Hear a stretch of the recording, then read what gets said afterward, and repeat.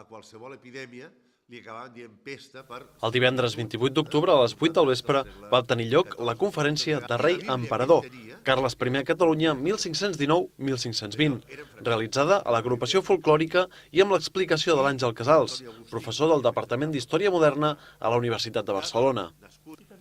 El discurs va explicar com Carles I va prendre el poder amb una vulneració del testament de Ferran II, qui en realitat va deixar nomenat el seu fill Alfons com a governador de tota la corona. Però després de ser proclamat rei a Brussel·les, Carles I va viatjar fins a Cadis, Saragossa i Barcelona per prendre possessió del seu càrrec. En el transcurs d'aquell important viatge del monarca, Carles I va visitar Molins de Rei el 7 de febrer del 1519. A l'agost hi ha una epidèmia de pesta a Barcelona, una nova epidèmia que tindrà conseqüències greus perquè morirà xebres i malaltirà gent important, que fa que Carles s'instal·li definitivament a Molins de Rei.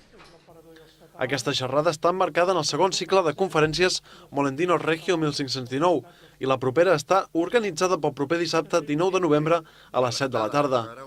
La Sala Gòtica acollirà el fi de curs d'aquestes conferències amb la presentació de l'Imperi i el Toisó a Molins de Rei, a càrrec del doctor Pere Moles, president de la Real Acadèmia de les Bones Lletres.